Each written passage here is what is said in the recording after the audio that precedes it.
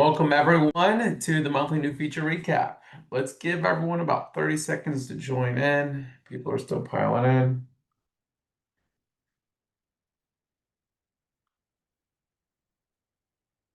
in. I can see the note takers have already joined. Okay, while we wait, drop in the chat. Can you hear me? If you can hear me, drop in where you're calling in from. Wow, we got some fireworks. Uh, Drop in where you're calling from. Colorado, Texas, Orlando. I was just in Orlando for a wedding. Loved it. Vancouver, New Mexico, Connecticut. Got some people from Canada. Oh, a lot of people from Canada. California, North Dakota. Perfect. We've got about a little over 60 people in the room. I think we can go ahead and kick things off.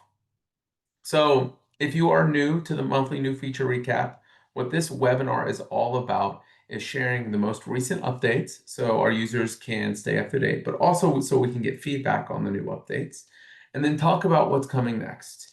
And then give you guys some visibility to that, but also, again, get more feedback. This call was really about keeping you updated and getting feedback in real time from a lot of our customers so we can make better decisions. So that said, let's kick off with the new updates. I'm going to share my screen. Boom. Boom. Here we go. Okay. Boom. This up. All right, so let's talk. We got a lot of little updates I want to talk about first. So, one update that we just recently did to time tracking, if you haven't seen it, is bulk locking time entries. So you always had the ability to lock time entries, but you didn't have the ability to do it in bulk. So now when you're in the time tracking report, if I filter for, let's say, this month, or let's just say this quarter, okay, it's still not a lot. Let's just say this year. There we go. And if I click into one of these, you can see that there's a lot of time entries here. So I have the ability now to bulk select. So you'll now see this here, bulk select the time entries and then bulk lock those time entries. So I can just, that means my team members can no longer edit them after a certain period of time. This is great, like if you pay for time and you want to lock those. So that is one little update there on the time tracking side. Next is we made it's a small little update, but it's to help just better highlight new recently uploaded documents to client tasks.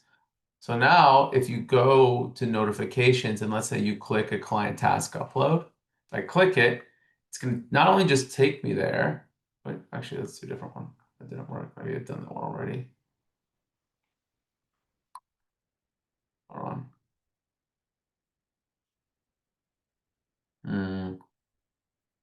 Give me a second. Let me find. Okay, well, I don't know why it's not working. I'll send that to the team just in case. But when I did it earlier, what happens is, and it's probably because I've already viewed it as my guess, is it will take you to the task, it'll open it up, and instead of taking you just to the project, it'll take you here and it'll highlight it yellow. So you know which was the exact doc. It takes you directly to the uploaded document and highlights it, so you know where it is. So if you have a bunch of uploaded documents, it's not confusing about which one was the one that was uploaded.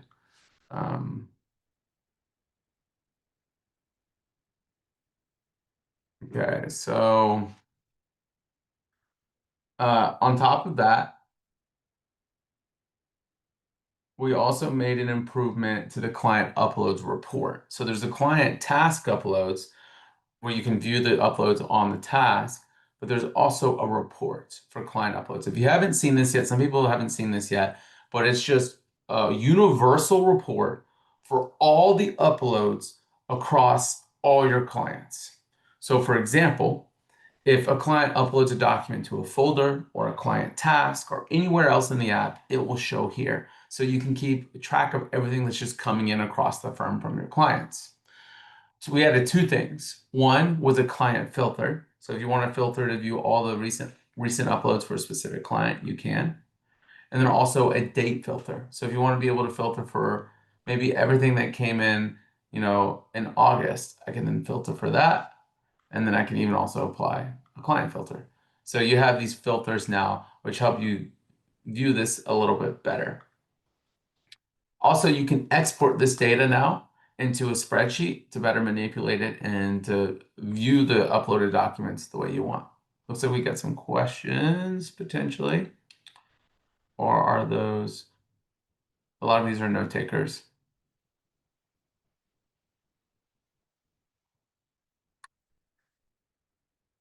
Oh, okay, I see what you said. So let's try that. Oh, no.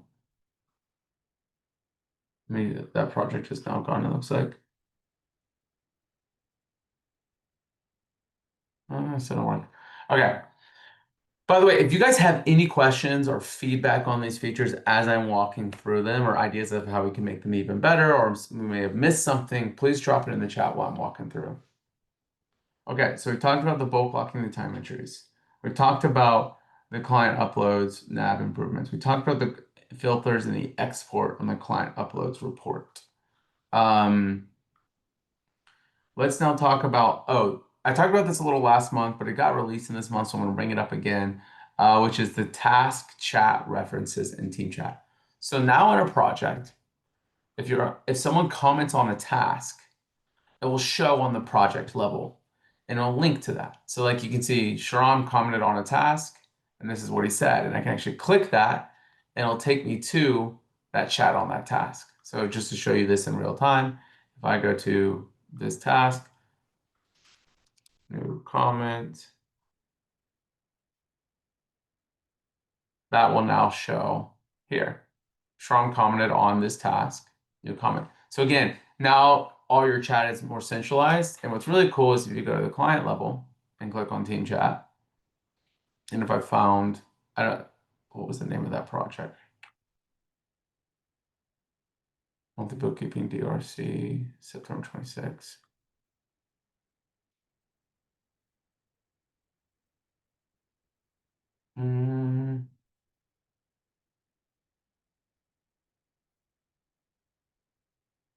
Well, I can't seem to find it, but if you found that chat, you would also see it here on, oh, here it is. Perfect. So if you can see it here, categorize it. It also shows on the client level. So again, all your chats are like flow up from the task level to the project level to the client level, all your comments.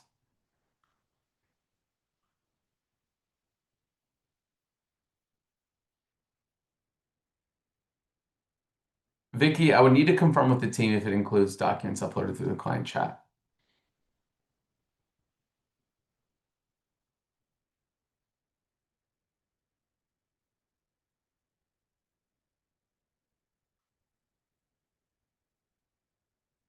Abby, so once a client signs an engagement letter, I don't believe you have the ability to edit it. You only have the ability to edit it before they sign it. So if they sign it, you'd have to send them a new engagement letter with updated terms for them to re-sign.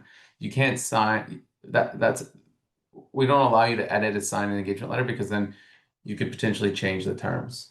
And it would be hard to know. Like you would run into the exact issue that you're talking about. Let's see. Another thing, when we're talking about client chat, not just team chat, is now if your client has multiple entities, right? So they may have multiple businesses. On the client portal side, the client will see this client filter. And then what they'll be able to do is filter for their specific business, so to filter down their actual chats. So now it's, they can view all the chats across all their entities, but now they can filter for specific entity or specific client. So they can just view the chats first if they wanted to filter down and better be able to see which chats are related to a specific business if they're trying to narrow it down. So that's just something on the client side that your clients with multiple entities will now be able to do and see in the chat. They'll see it right next to the search. Another small change too is on the client side is document counts. So if a folder has documents in it, you'll be able to see how many documents are in it from this view. It just helps you understand how much is in each folder. So I click into it. You can see there's 7 items. And then here you can also see there's 5 items in here. So the ability just, it gives you more visibility across your folders from the highest level.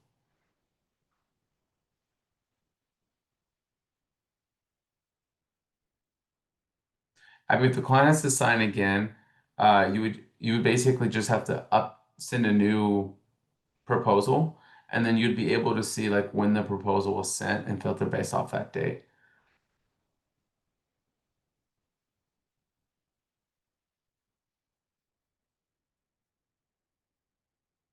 Amanda, yeah, thanks for that response. Vicky, you can see the response to your questions in the chat.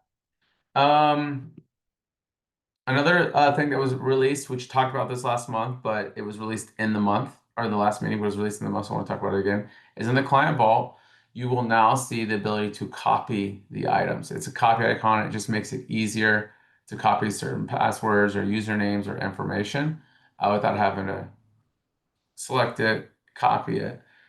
This was something, it was small, but a lot of people really love this. So I just want to highlighting that again.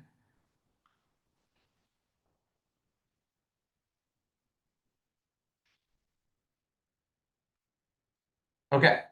So now let's talk about a few of the improvements we made to the invoices and proposals audit log.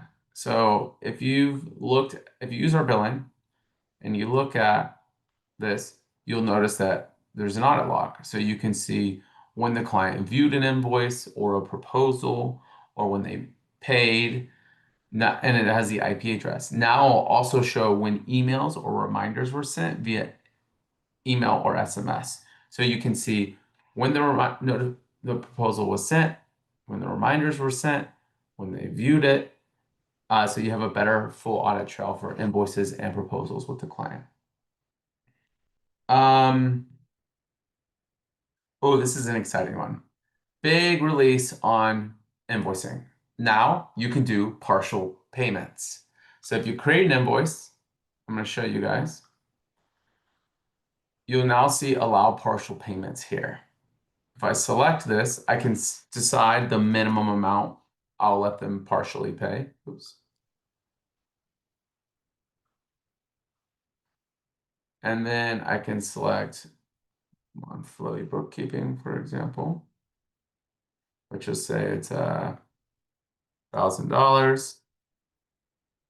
And then I'm gonna send this to myself real quick so you can see what it looks like on the client side. So you saw how I now added the ability for my clients to do partial payments. Pause, pull up my email.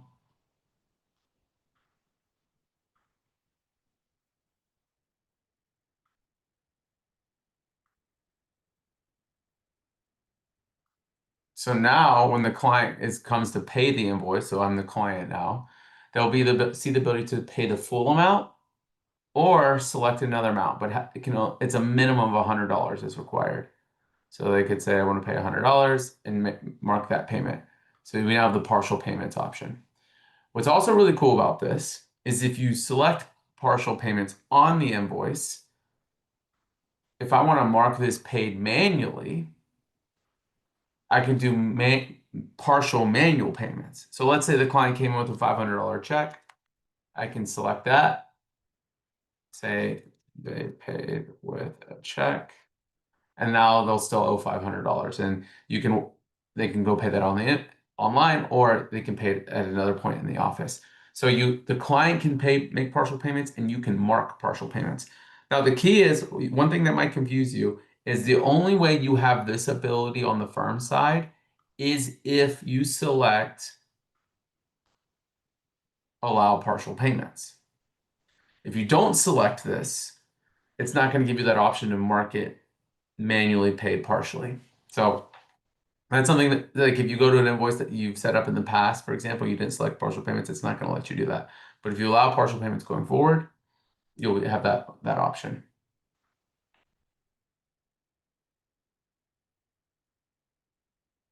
Okay. Any questions on that? While we wait for if there's no questions, I'm gonna go to. Oh wait, looks like we might have one.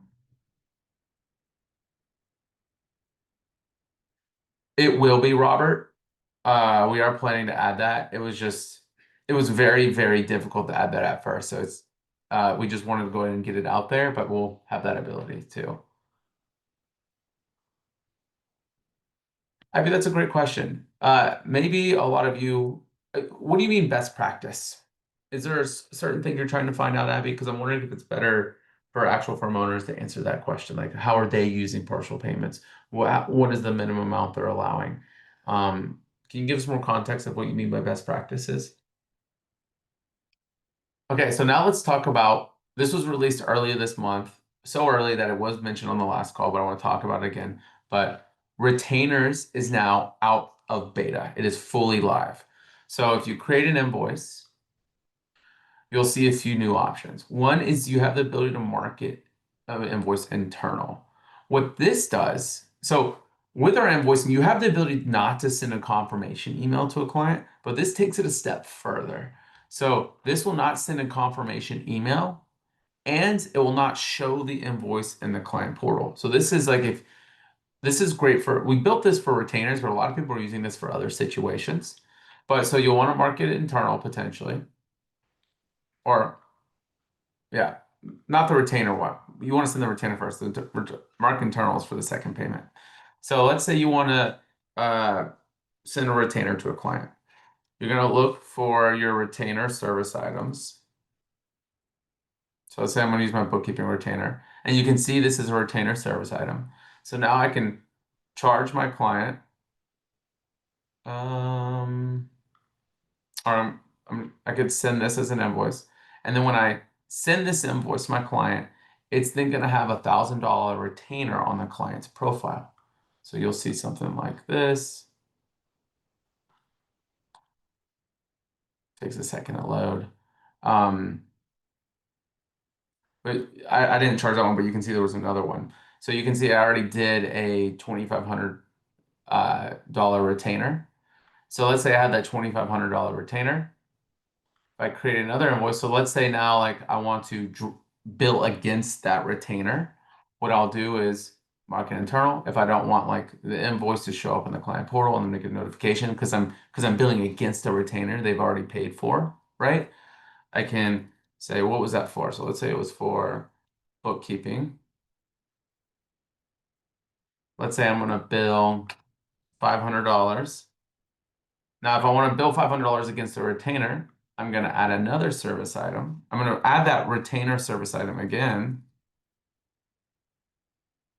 And then I'm going to do negative 500. So that this indicates that you're now billing against that retainer. This $500 for bookkeeping is billing against that retainer. You'll mark it as paid. And then now in the profile, what's going to happen is it's going to show how it's billed against this retainer. So it's going to go from like pretend this wasn't here, but it'll go from like 2,500 to 2,000.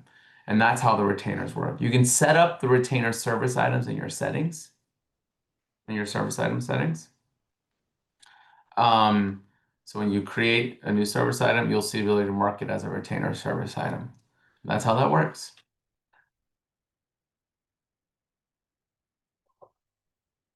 See that option.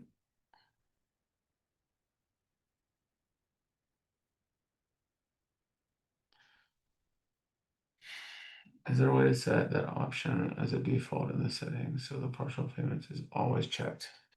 Amanda, I know you're sitting in. Is there a way to make partial payments like a default setting for all invoices? Yes, there is. Okay, let's go find it. I haven't actually seen this yet. Settings. I'm gonna search. Yep, enable partial payments by default. So inside your invoice settings, as you see here, you can turn this on, set the minimum, and by default, now all invoices will allow partial payments. You go do that by going to billing and settings in here.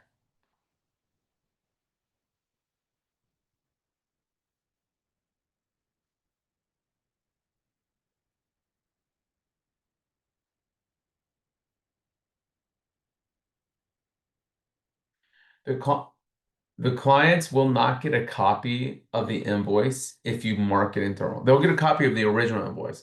If you want them to still get a copy, you can still do that. Just don't mark it internal. And then you can turn off the confirmation email. So that way they get the confirmation, they don't get the confirmation email, but they still have the invoice for the second payment or the draw against the retainer.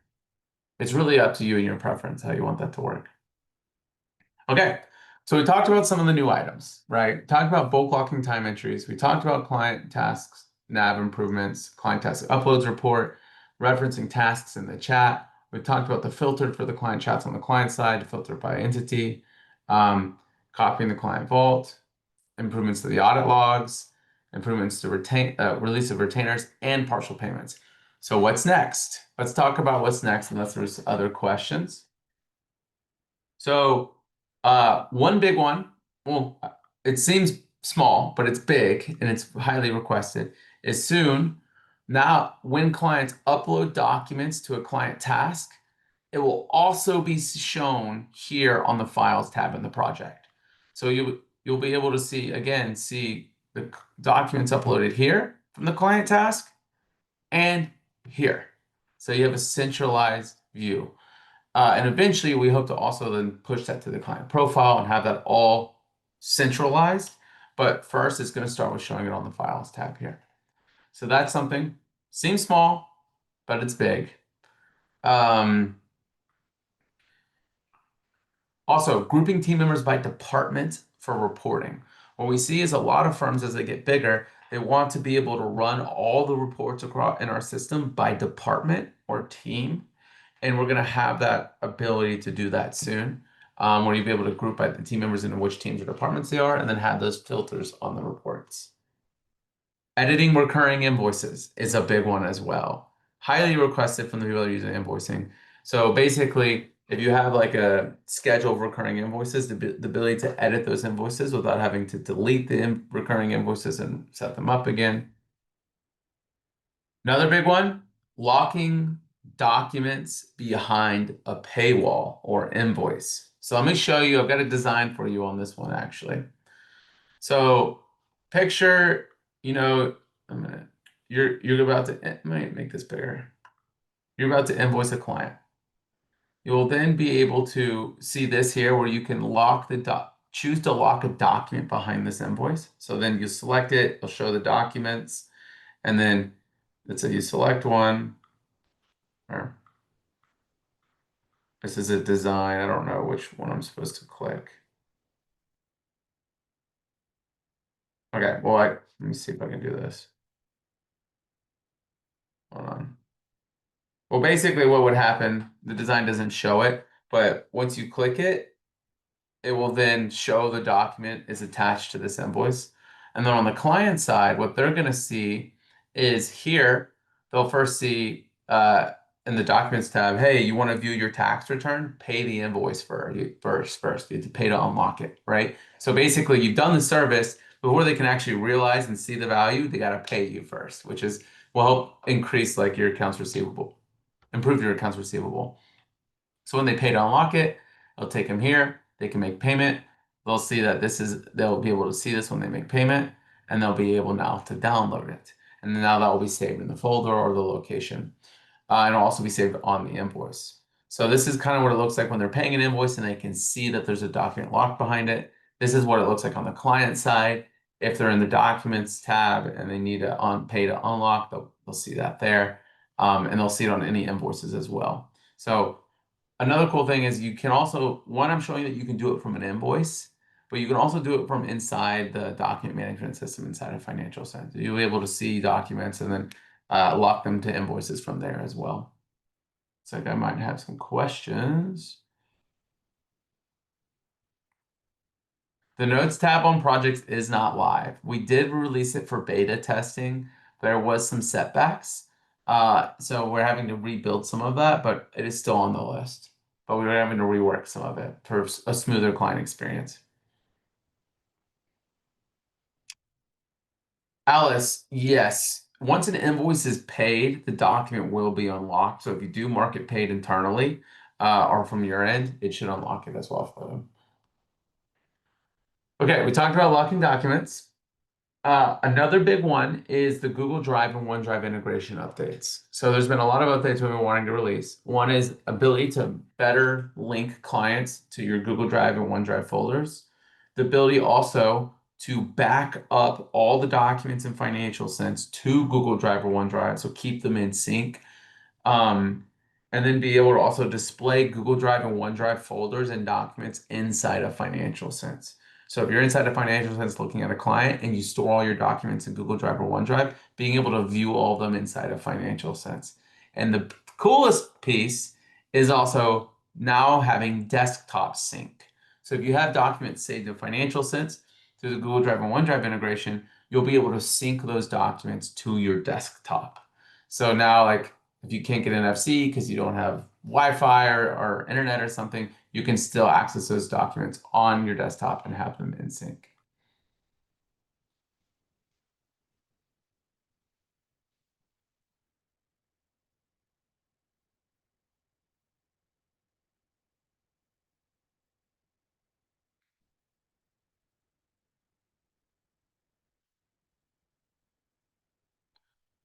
I can't show that right now, Abby. I don't have a design for it. We didn't build a design because it's pretty understood how it's going to work. Okay, so there's one last thing I want to cover. That's really big, and I want to spend a lot of our discussion talking about it unless you guys have other questions. Can we mark tasks as completed while in the tasks? Yes, you should be able to do that.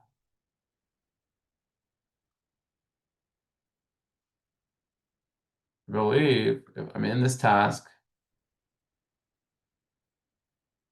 I just marked it completed by clicking that. Yeah. You can't tag tasks. You can only tag projects, Alice. Okay. So it looks like there's not too many questions. So let's go into the biggest new update that we're working on. So this is something we've been working on the last few months, and it is now scheduled to be released in the next few weeks. And that is month-end close automation. So I want to show you guys something. Where is it? Here we go. So to kind of give you guys an idea, so what is month-end close automation? Month-end close automation is a functionality that allows you to streamline and automate your month-end close process, right? So think of if you use something like Keeper or Zenit, picture having that built directly in Financial Sense and integrated into your projects and your tasks and your workflows. What is the benefit of this, right? One, not only does it keep all your processes inside of your workflows and your projects in Financial Sense, but it also integrates it with the client experience. So it helps your team get the work done faster. It automates the the flagging and the rules to identify the changes and the issues. So again, your team is more effective. But then it also allows you to integrate it with our client portal and ask your clients about the questions. So with this functionality, what you're really going to be able to do is automatically flag transaction errors, ask clients about those transactions if you have questions from within Financial Sense, and then edit those transactions live inside of Financial Sense. I'm going to show you how this works. And then once you've edited them and updated them, push them to QuickBooks Online. So it updates in QBO with the notes and the information from the client. And then it's a two-way QuickBooks sync. So it's a very deep integration with your client's ledger. And there's all types of reports. Like, think of it as recats on steroids.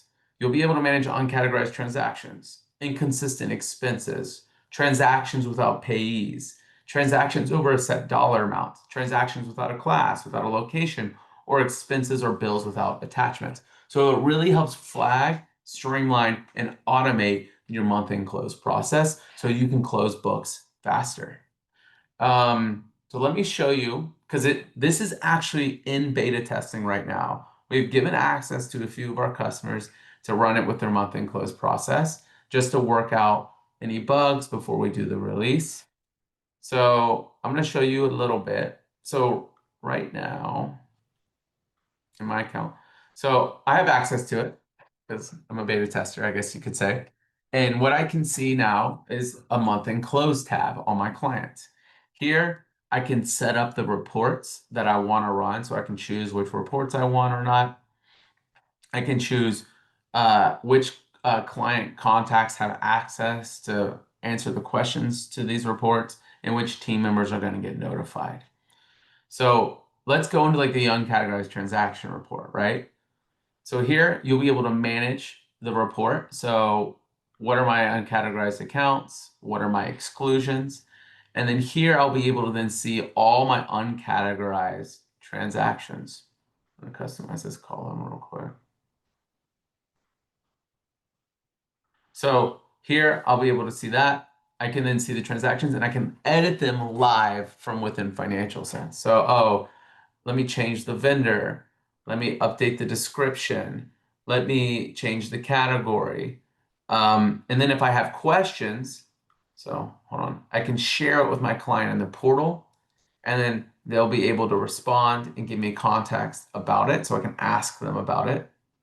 And then when it's done and I make the changes and I get the feedback from the client, I can send it to QuickBooks Online. So approve it, basically.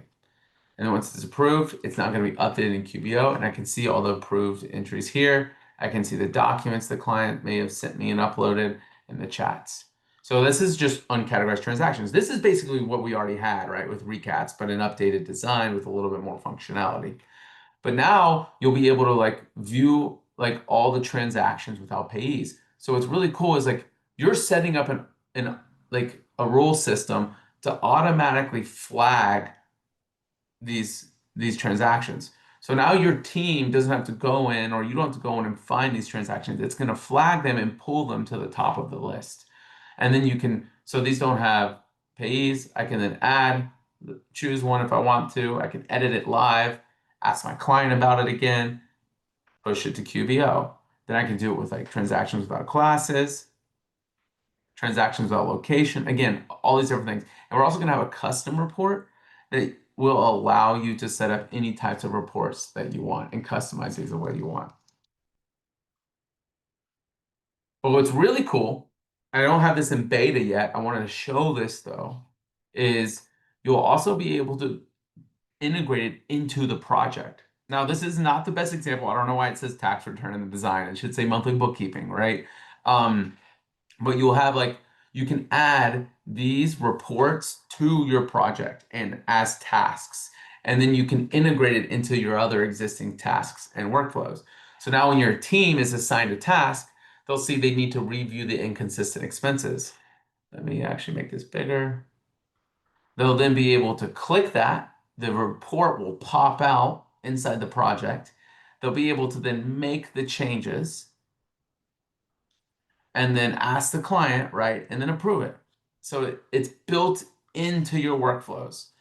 The huge benefits here, again, it's built into Financial Sense, it's built into your workflows, but even better on the client side, it's part of one seamless portal experience where they're going for their invoicing, where they're going for the requests, where they're going for the chats. They can now also go to answer the questions about transaction issues or errors. So you can get responses faster and close the books faster. So that's a quick high-level overview of the month-end close. I'm curious, what do you guys think about this? And let me know if you have any questions.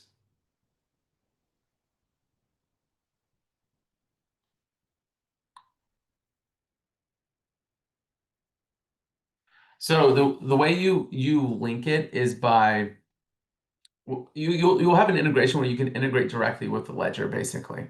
Uh, so it's just like the same thing with the recats. Like you have the client sync integration, but then there's like a direct ledger sync where you'll be able to do this. Okay, we're feeling the love now. Okay, so what is the cost? Great question. So the cost for this functionality is $5 per client. So you'll get to choose the clients you want to turn this on for. You don't have to turn it on for all your clients. You can turn it on for 5 clients, 10 clients. You'll turn it on individually. So it's going to be $5 per client per month is going to be the cost. Let's see. It won't work with 0 clients until we have the 0 integration. It's just going to work with QBO clients. The goal is for this to be released this month in October. So in the next few weeks, this should be live. Now, what's really cool is right now what you're seeing is the first version, right? It's just actually managing the transactions, having that deep two-way sync with QBO, live editing inside of Financial Sense, asking the clients about it. But there's also going to be other functionality that's coming too, like 1099 and W-2 requests. Our goal is to actually get that released before December if we can, so you guys can use it this year. But you'll be able to ask vendors for the 1099 information, so it'll help with that whole process and request those 1099s, and also like potentially even like the reporting piece. So you can have custom reports for your clients from if you're more like advisory and consulting services.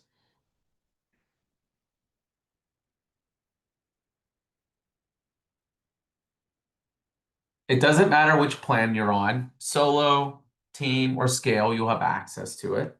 And the goal is to release this month in the next few weeks.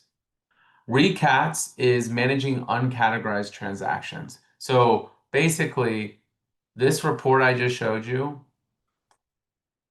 is something we do already have that you can use in your system, which was $4 a month per client. But now you're going to be able to get all of these reports for $5 a month per client. Plus, when we release the W-2 or the 1099 request and the reporting as well. So it's going to basically be like that on steroids with a lot more reporting. It should, yeah, it should work in Canada as well.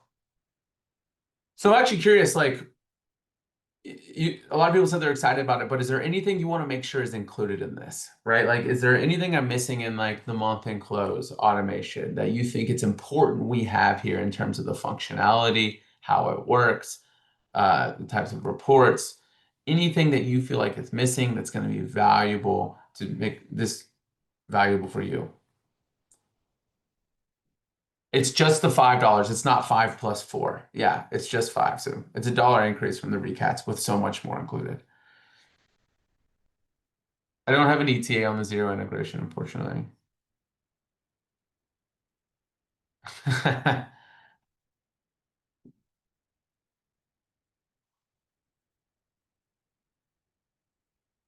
Um, will we be able to assign vendors and the customer? I believe so. Kathy, I need to ask the team about that question. Amanda, I don't know if you know the answer to the question of will you be able to assign vendor and customer job project or just the vendor? Yes, there should be custom periods. I believe we have monthly, quarterly, yearly. Amanda, you worked on this a lot more. Is there other periods outside of that, like bi-weekly?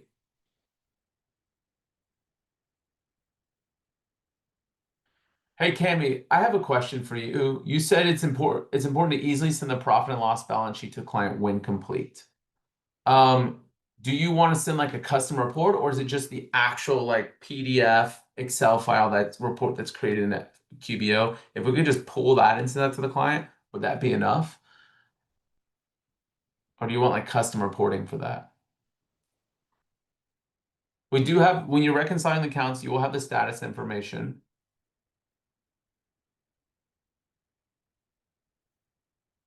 Alice, same question to you. Is it fine if we just send like the PDF or Excel PDF balance sheet for the reporting? You will be able to modify the date range.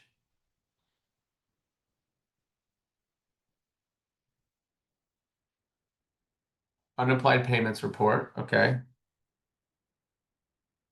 Ooh,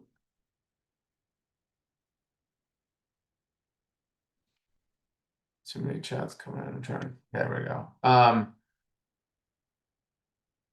So Alice, you cannot add vendors yet via Financial Sense, but with this update, you will be able to add vendors from within Financial Sense.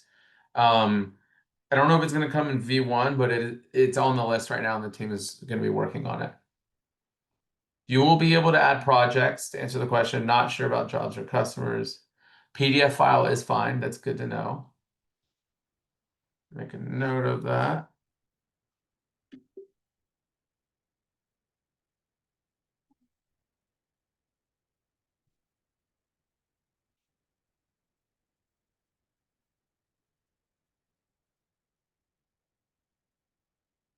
Just kind of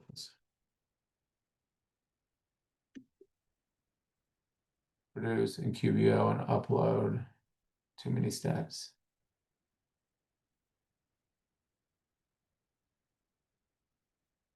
Okay, yeah, so the adding the vendors is not in V1, but it is on the list.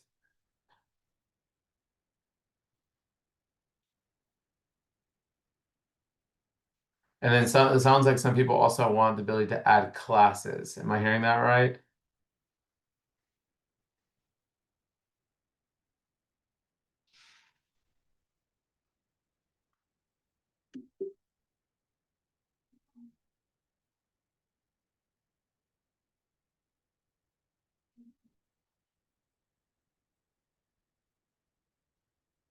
Yes, classes. Perfect.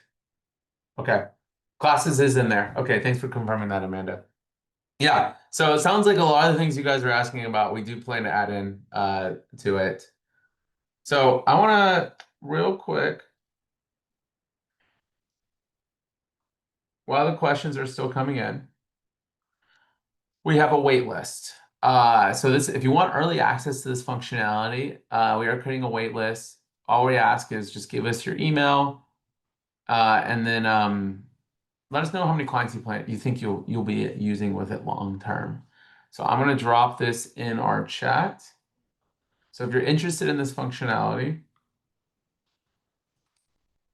fill out that information. We'd love to, that way we know we can reach out to you, give you early access, help you, walk you through the product. Someone on our team can help you do that if you think this is something that your firm would use and you see a lot of value in.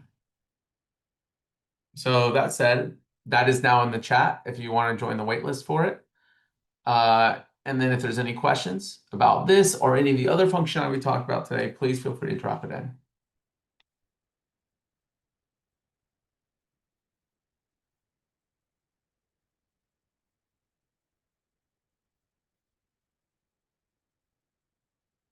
For the paywall, the ETA, Amanda, our team is working on it now. Let me take a look, I believe.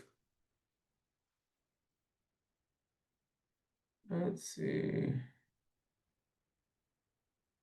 gonna pull something up real quick. Oop. No.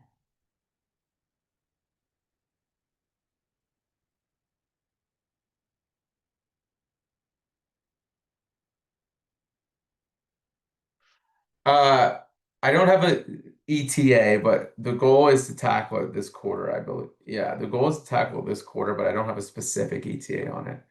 It's in our next category. It's not currently being worked on right now, but it's in our next category.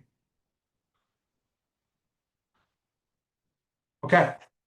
I think we've answered everyone's questions. Again, a reminder, if you're interested in the month-end close functionality, feel free to sign up on the waitlist with the link I just dropped in.